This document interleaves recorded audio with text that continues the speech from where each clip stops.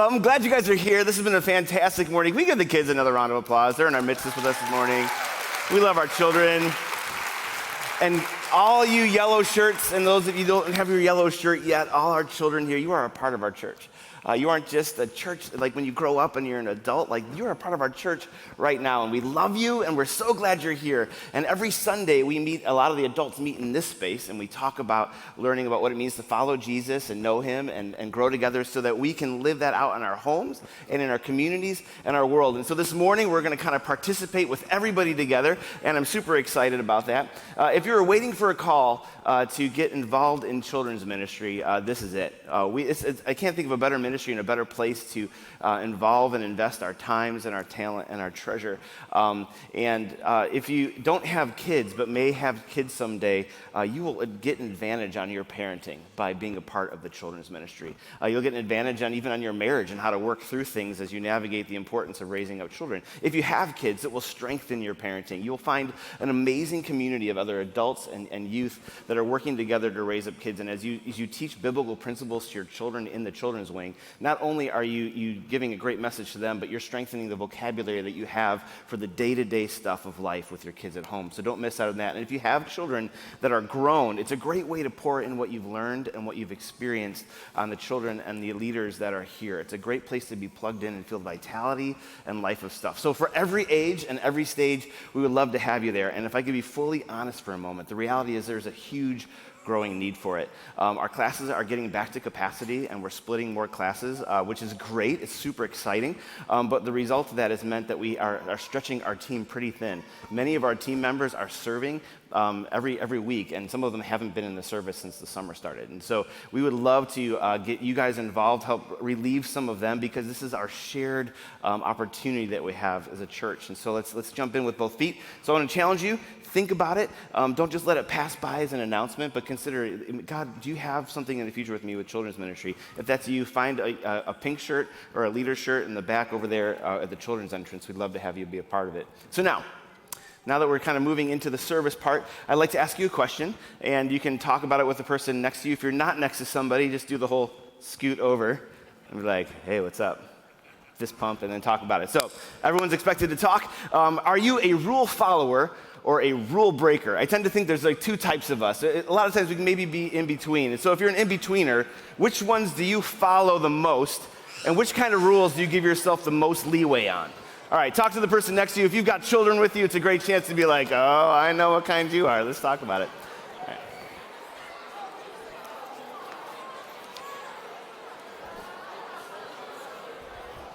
Rule follower or rule breaker?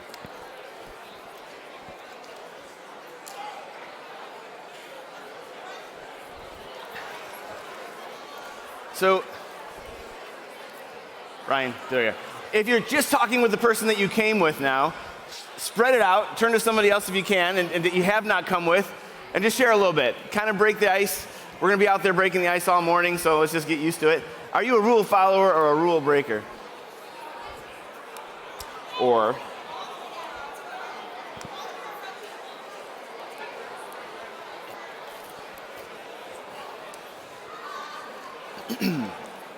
all right.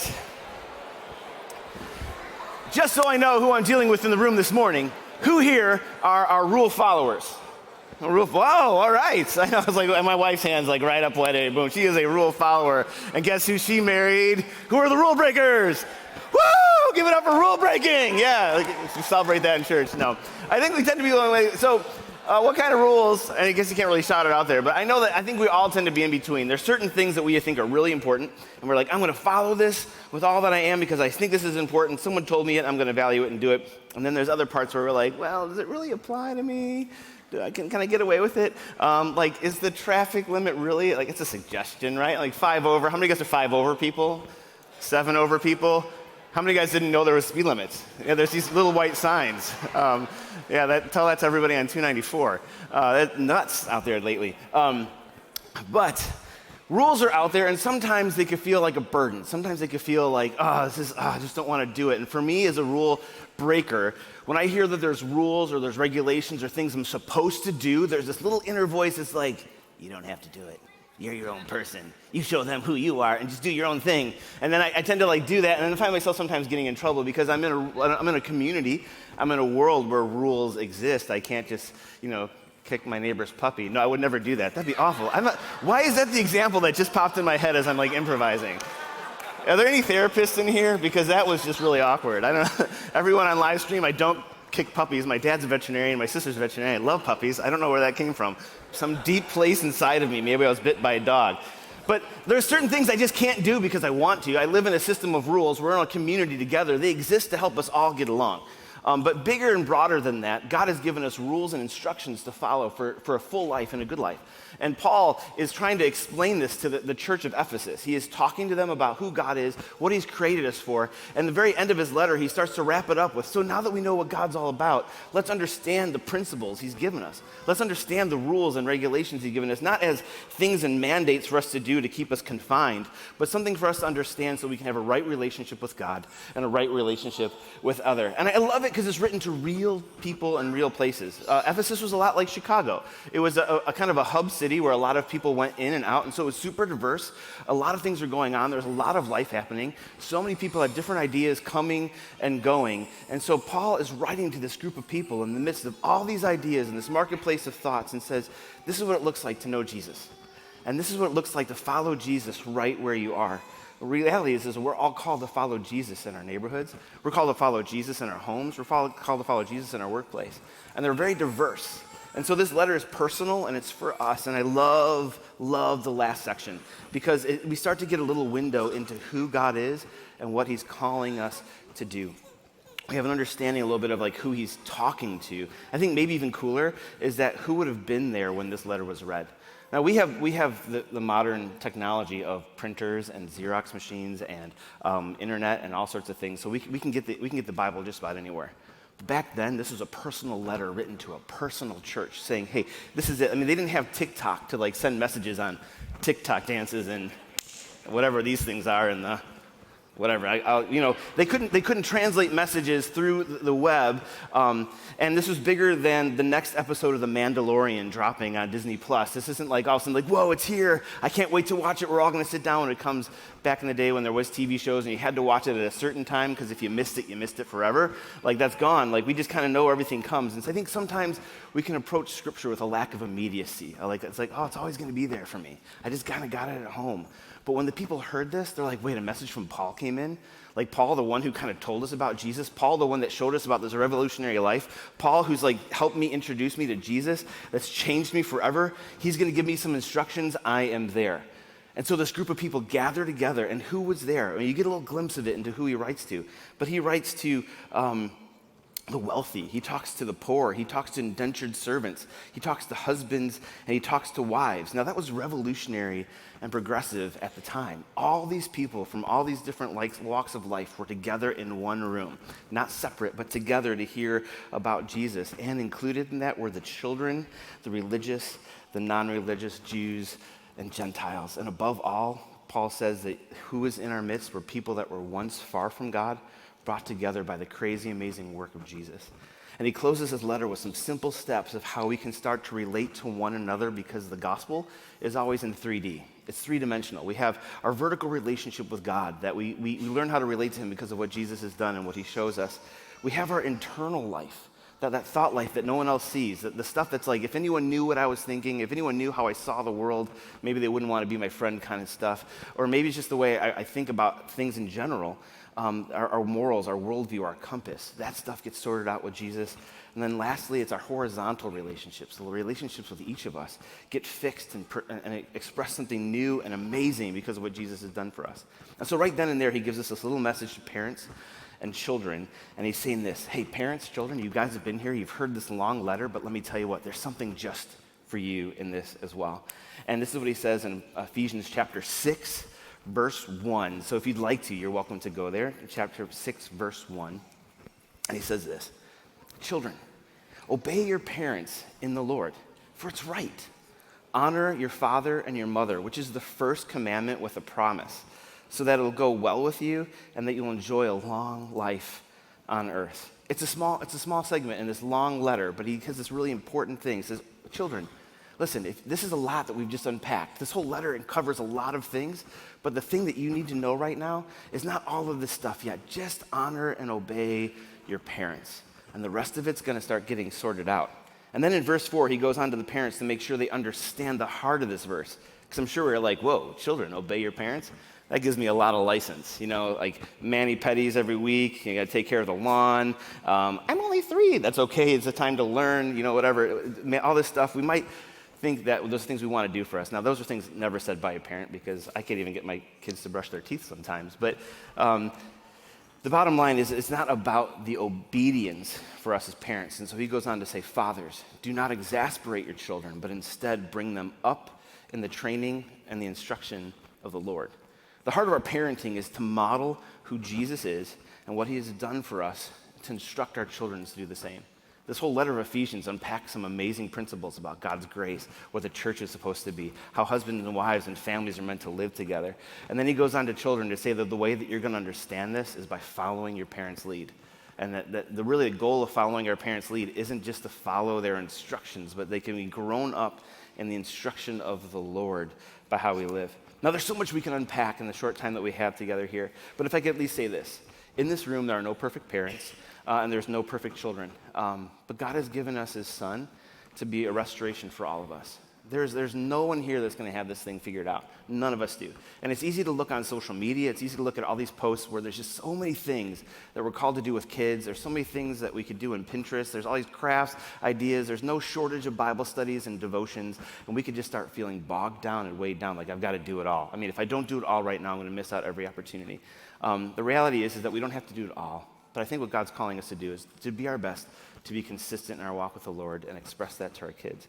And there's no perfect children. I mean, sometimes we can go and you're sitting there and pushing the stroller and everything is your kid's blowing up and everyone else is like, dearest mother, would you like me to go grab this for you? I mean, whatever. You're like, how are they doing this? Those, my kids. Whatever comes to across your mind, there's no perfect kids. So give yourself a breather. Everyone just take a deep breath. Let it out. Because this message isn't about heaviness. This message is about where you need to go home and get it right. This message is an invitation to experience the grace of Jesus so you can extend that grace in your homes and walk in the freedom that he's given for us. Jesus didn't speak directly into parenting, but Jesus did lay a foundation for New Testament kind of parenting when he laid the foundation for a New Testament kind of living, especially when he instructs us to love other people as he has loved us. And the great thing that Paul starts to give us is some handles on that in this passage, how to love our kids. These are the good kind of love handles, right? Oh, sorry. Bad joke. I'll be here all morning. Anyways, but these are the good kind of love handles. And Paul has been speaking some lofty ideals. And so I know that as we start to talk about the ideal, it's easy to start to weigh on ourselves the places we don't measure up. Or it can bring in guilt where we haven't. It could also even trigger pain to where it hasn't been modeled for us. And that's not the goal of this morning, but the goal is to really just kind of get a picture of what it is God's calling us to be as parents and as children, how to go there. As children, obey your parents in the Lord, for it is right. Honor your mother and father, for this is the first commandment with a promise. It goes on to say that it's not just a commandment that God gives us, but God's trying to instruct us. And I love that because it's almost like God in his infinite wisdom when he was giving the 10 commandments sort of gave this little promise, like the kids were in the room. Like, okay, the kids are listening to commandment 1, commandment 2, commandment 3, and then commandment, it gets to this and it's like, oh, that's for me. There's a promise in that. So it may go well with you and you enjoy a long life on earth. God uses us as parents to be an example of God to our children. I mean, really, it's part of, really, in a way, we pattern God in our parenting. It's like parenting isn't just something that we are, but we're sort of like an echo or a copy of what God is, who God is in his person. In Genesis 1:27, he says, let us make God and people in our own image. Let us make man in our own image, after our own likeness. So God, Father, Son, Holy Spirit, says, I want to create people who are like me and in my image. And then as parents, he instructs us to be fruitful and multiply. And in real ways, I've done this for you, now pattern this for your children. So in our image, in a lot of ways, is to make children in our own likeness. And this is important for us because our children will not just learn how to obey God and his laws from us, but they're going to learn what God is like from watching us and how we live and how we raise them. One of our biggest roles that we can play in our parenting is to know that our children need to see us. They see us in a lot of ways and experience God in significant ways by how we become an extension of his love and grace to them. Parents at every stage, even grown kids, need to know that they are continually modeling this for them from the beginning, from the way that we hold them, the way we speak to them, the way we care for them, discipline them, affirm them, and telling them who they are, listening to them, giving them grace, and even providing them patience. Kids will get an understanding of God's security through you. Our children are going to gain a sense of God's reverence from you. Our children will find strength and resilience in God from how they see you in the same way. They'll understand God's grace and forgiveness by the way you extend grace and forgiveness to them. And it's a heavy load. It can feel like, oh, wow, that's what I'm supposed to do. I don't know if I'm always doing it all the time. And you could feel like, and even if you feel like this was never provided for you as a parent, maybe your parents didn't pass this on to you. Maybe you're halfway through the growing up of your kids and you're like, wow, the light bulbs are going off. How do I get started? The great news is that the transformation that Jesus offers us provides a way for you to create a new path for your family and how they were supposed to live and what they were meant to have. And then that's why Paul explains the following part. He says, fathers, do not exasperate your children. Instead, bring them up in the training and the instruction of the Lord. So, one of the things that we do is like, okay, kids are supposed to obey us because as they obey us, in a lot of ways, they're learning how to obey the voice of God. In a lot of ways, they're learning how to obey the rules in our home. They're understanding how to have reverence and worship for God in the rest of their life. In a lot of ways, everything that you do in your home is kind of a testing and proving ground for them to understand how to have a real relationship with the God of the universe who's made them in his image. And so as you do this, he gives us instruction. He says, don't exasperate your children, but instead, bring them up in the training and instruction of the Lord. It's almost like Paul kind of jumps to the punch and says, wait a minute, I know you just heard obey, and I knew that you heard just do it in the Lord, and I knew these big ideas are coming to your head, but hold a second. Don't throw it all on them at once. Don't exasperate them. Don't wear them out, but just walk with them and instead bring them up in the training and the instruction of the Lord. So some questions for us is how do we respond to our children in their weakness? How do we respond to children in their rebellious spirit? How do we respond to them when they fail? I think intuitively, this is kind of a confession moment. Like, I know my kids don't have it all together yet. I know, like, they don't always think through consequentially, and even we're learning that in adolescent development, that the frontal cerebral cortex of the brain doesn't really even finish growing in the brain until age 25. And that's the part of our brain that starts to think through consequential thinking, like the whole, like, if I know this happens, then I know that this will happen as a result. Like, all that stuff happens as late as 25, we get this stuff figured out. And sometimes I go to my 10-year-old or my 9-year-old and say, what were you thinking? How on earth did you think this was going to go good? And like, I don't know.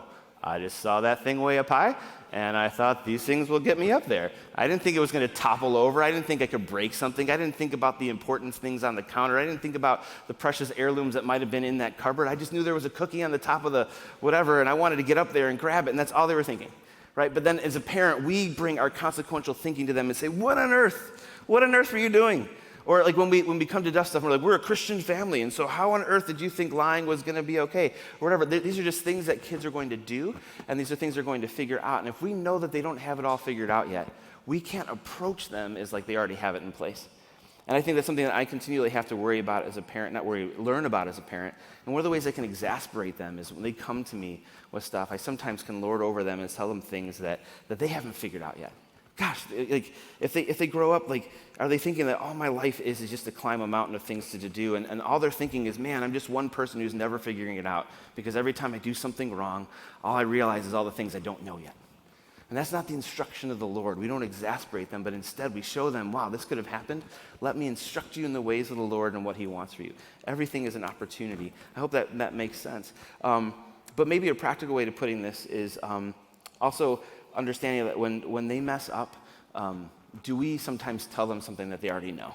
Man, if a kid broke something, or if they lied, or if they did something else and they come to us and we've confronted on them, we don't need to tell them lying's bad a second time. And they probably already know that. Now, when they're little, they maybe have to, but the older that our children get, we need to honor them and show them that they can learn in the process by not continually exasperating them with what they already know. You failed, you messed up. this was a mistake, this was wrong, this was bad, but instead start to instruct them in the ways of the Lord. This is what God's calling us to. This is who we are. This is our identity in Jesus. This is what we represent. And let me show you how you can get from this mistake to this great calling that God has for us. Yes, you messed up. You know it, okay? So what are we going to do together to get to the grace and experience the grace of God? There was a time in my life, I think I alluded to it in one of my messages a couple months ago, but I got in a car accident. I was wearing flip-flops, and my parents told me that those shoes are going to cause an accident. And I'm like, whatever. They're not going to cause an accident. These are cool. Everyone's wearing these things.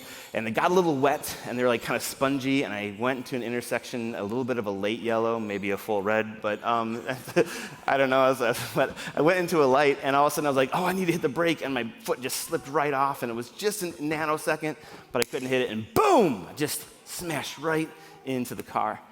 And all of a sudden, it was like the flood of things going through my head, like in an instant. You know how fast your brain can go through all the consequences, like, oh my goodness, I can't pay for this. Is someone hurt? I'm busted. I'm not gonna be able to drive the rest of the summer. I can't pick up my girlfriend. All these things are going through my brain. What can I do? And I was a mess. My parents were out of town, and I could just, in my mind, kept thinking, what are they gonna tell me? I just know, and I just was like sitting with it for so long. It was terrible. And all of a sudden they came up to me, and I think this is one of the moments that shaped me the most in how I understand grace and forgiveness. And my parents we weren't really church-going families yet, but this is how powerful grace and forgiveness can be in those moments, and it shaped me. Because my dad didn't say, wow, you know how bad it is to get in a car accident? Yeah, I know. You know, you really shouldn't have gone through that late light. Yeah, I know. Remember all the times we told you not to wear the flip-flops? Yes, I know. Those are all the things I was expecting. But instead my dad said, okay, what are you going to do about it? And I was like, I was expecting a little bit more conversation. I don't know what I'm going to do about it. And that's where he showed me what I needed to do. That's when I realized I was in a debt that I couldn't pay myself. That's when I realized that I needed the grace of my parents to work me through it, and that my dad helped me make decisions to get a job with my grandpa to pay things off. He helped me understand what insurance was. All those things were so formative for me. And later on, I realized what it was to have grace for something that I couldn't pay for. And so when I started to learn about God's grace, things started to click for me a whole lot different because of how I had in that moment. And if you feel overwhelmed in your parenting, like I can't get all this stuff together, you're in good company. We're just meant to work together with our kids, and one of those powerful things we can bring to the table is, you know what, your mom and your dad, we're trying to follow Jesus. We don't always get it right, but one of the things we're trying to do is instruct you in the way of the Lord because we know what he has is good. And we're asking you to obey us. We're asking you to follow us. And this is an area where we might have messed up together. Let's figure this out together. And if you ever feel like, man, I'm cut out, I made too many mistakes, you're even in better company because the Bible is just like a recollection of one dysfunctional family after another that God has redeemed and used. So don't be discouraged. You are not counted out, but you're called to represent Jesus and how to live with him to your kids as you go. So let's hold on to that calling. He goes on to say, don't exasperate your kids, but raise them up in the instruction of the Lord. And so this isn't just for our adults, though. This is also for our children. And so we have a special message for our kids in this space. And so I believe Sarah Beth is going to be coming up. We have a great kids with our kids ministry, a great team with our kids ministry. And one of the things that we do every Sunday is give them lessons, dramas, and you get a chance to kind of see that firsthand with us together. But as we do, remember, this is also an extension of our conversation with Paul right now. Paul's saying, children, you've heard this message. This is how you do it. Parents, you've heard your part. That's how we do it. And hopefully, as we leave this place into the picnic, we're setting up a conversation for you to talk about with your children what it means to be a parent to them. Hey, kids, we're trying to help you know Jesus. And your children can talk about, hey, mom and dad, this is how we're being taught to obey your instructions. So give it up for Sarah Beth.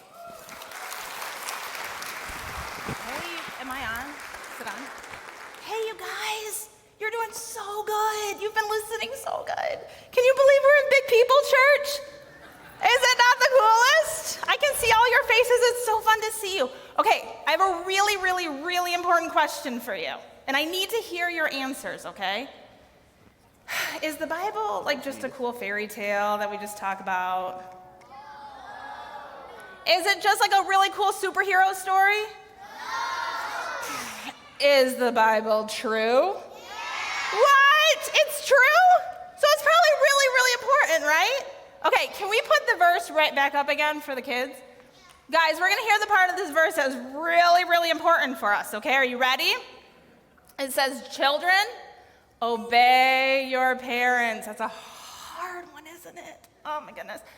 Honor your father and mother, which is the first commandment with a promise that it may go well with you and you may enjoy a long life on the earth. Now, it's a big verse, and obeying can be hard, can't it? And sometimes it's hard to know when we are and we aren't obeying. So we're going to do an activity. You guys need to get the wiggles out?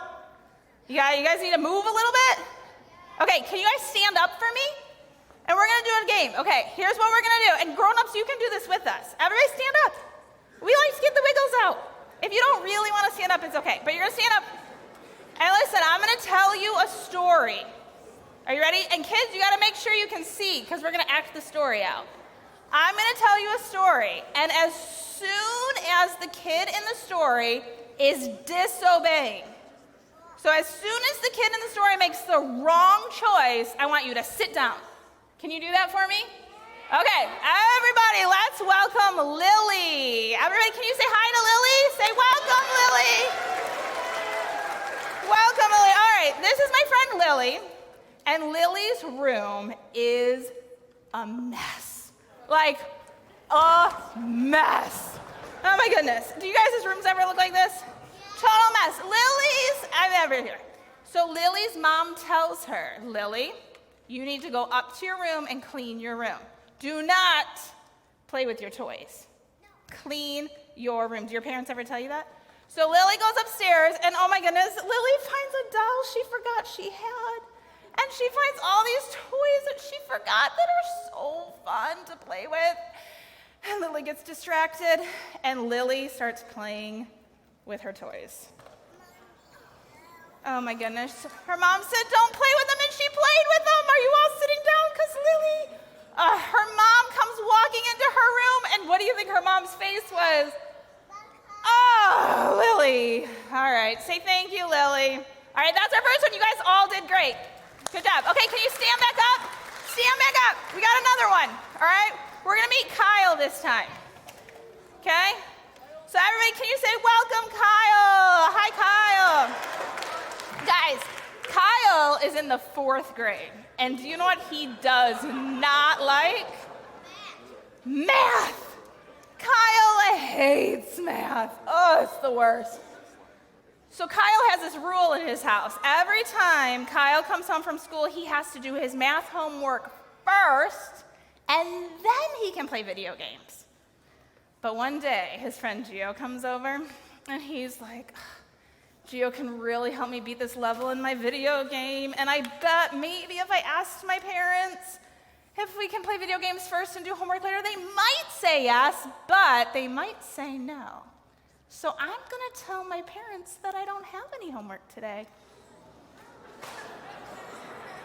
And he decides to play the video game. And then to make it worse, you guys, his dad calls him and says, Kyle, are you doing your math homework? And what do you think Kyle says? No, he says, I don't have any. I didn't have any homework. Oh, yeah, y'all should be sitting down. That was pretty bad. All right, thanks, Kyle. All right, one more. Ready? Can everybody say hi to Colleen? Colleen is going to come out now. Here comes Colleen. Now, Colleen, everybody, yeah, you stand up. Colleen loves horses, like a lot. Colleen, yes, you love horses, Cora. She loves horses so much. She has horses that her grandma and grandpa gave her. She has horses that her best friend gave her. She has horses that the cousin third removed down the road gave her, because everybody knows that Colleen loves horses. And down the street from Colleen's house, guess what they have? A real live horse. And she asked her mom if she can go pet the horse, but her mom said, no, we don't know the neighbors, so that wouldn't be right. We don't know if they're safe. So one day, you guys, Colleen's out in her yard playing, and she thinks, I really want to pet that horse. So Colleen decides to not ask her mom, and she goes down the road.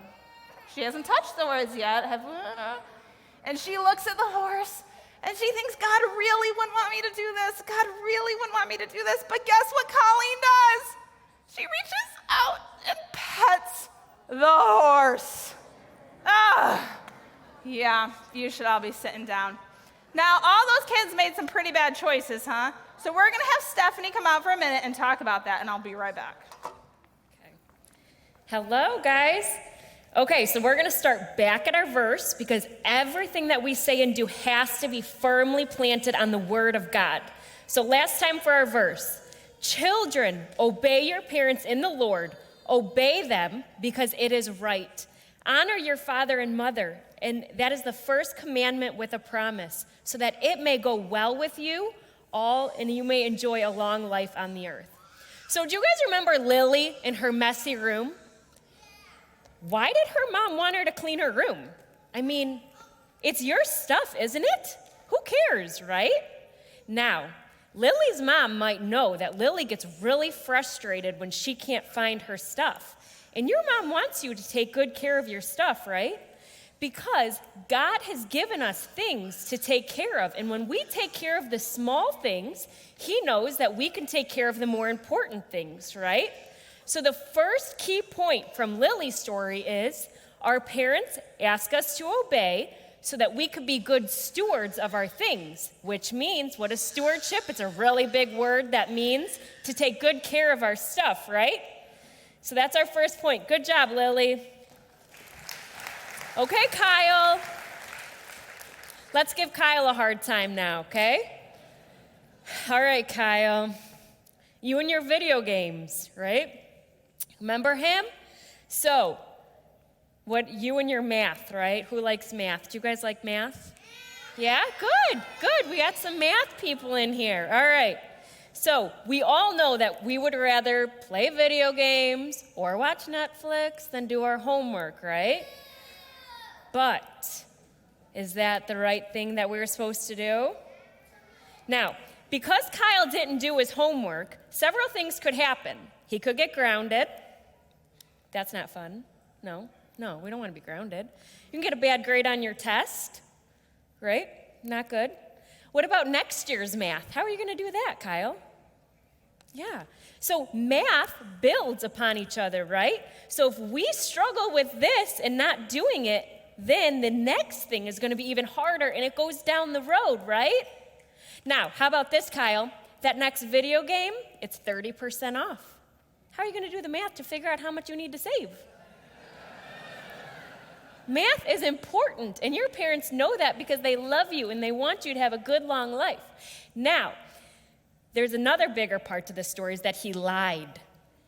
Okay, so he not only disrespected his parents and disobeyed, but he dishonored them. And if you continue to lie and lying keeps going, then what happens? Then you become that kid that no one can trust. And that's not good. So our first story with Lily, God asked us to obey so we could be good stewards. And now God asks us to obey our parents so we can have a good future. Let's give it up for Kyle, and good luck on your 30% off, Kyle. Okay, Colleen. This is our last one, Colleen.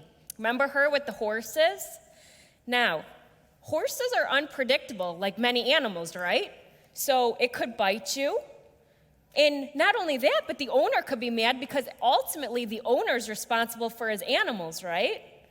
So this scenario is a lot more serious consequences than maybe not cleaning your room. But you could have also gotten hit by a car crossing that street that you weren't supposed to cross, right? So in this scenario, this is where we see the promise of the long life. This could have led to serious consequences that really could have impacted your future. So good job, Colleen. Now, real quick, in these scenarios, there could have been an easier option. 1, obey right away with the messy room. 2, he could have just done the math, and then he could have played video games, and Colleen could have just asked her mom, and they could have gone together and knocked on the lady's door, right? So remember, your parents love you guys so much, and that's why they ask you to obey. So the reasons: to be good stewards, to have a good future, and to keep us safe.